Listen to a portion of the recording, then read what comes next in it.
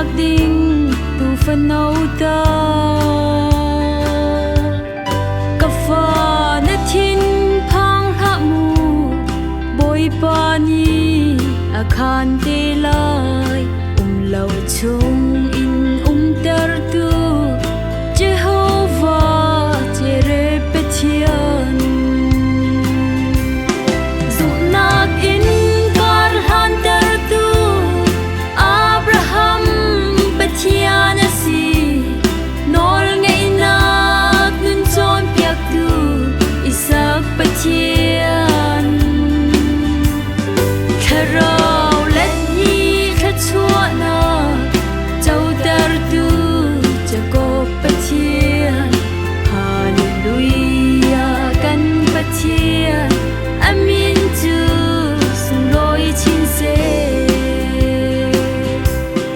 lei chung a mi sual bi kai phati o zong ka tlak lo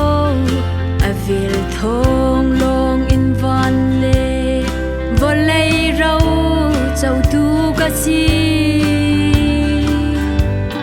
ka ngai thil zaim han lo ngai lo mi zong ka ngai lo khri nun na ka ngai hu chun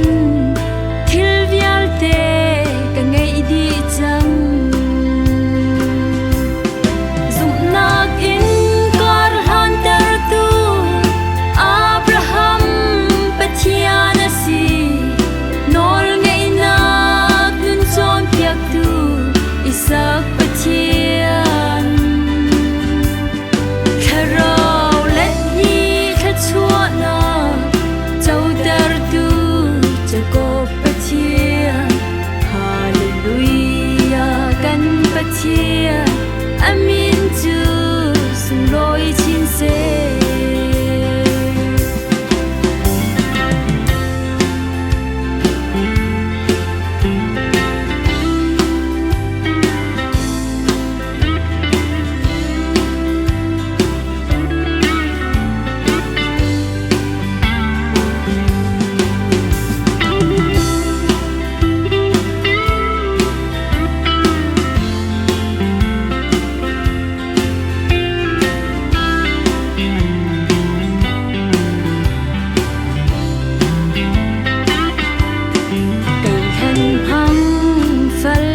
ngai lo